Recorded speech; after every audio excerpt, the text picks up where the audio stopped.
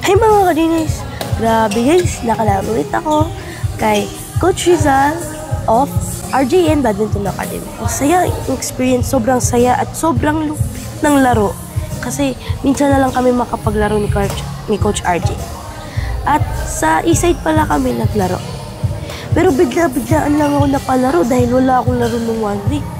Kasi sabi ni Papa, gusto niya akong makapaglaro kahit isang araw lang kasi gusto niya din. Kasi akong kasama ng family time at mga quality time ba kasama sila dahil malapit na rin kasi yung Father's Day. So, nung naglalaro na kami ni Coach Rizal, alam kong hindi ako nakakapalo kaya alam ko perfectong ginawa namin. Kaya pinaluan ko si Coach Rizal.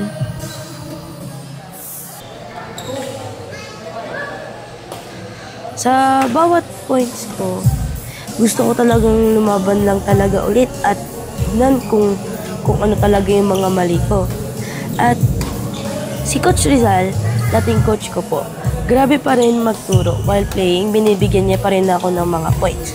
Like, binibigyan niya pa rin po ako ng mga instructions kung ano po talaga yung tamang gagawin. At mapasalamat po ako sa oras ni Coach Rizal dahil nakapaglaro din kami. Salamat din po na dati niya rin po akong estudyante. Salamat po Coach Rizal! Thank you din po pala sa pagmomotivate sa akin every time naglalaro po tayo.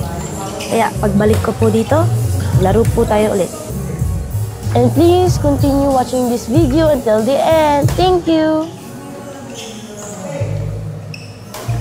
Tandaan nyo, huwag kayong titigil hanggat kaya nyo pa, keep grinding, and the most of all, have fun bawat laro.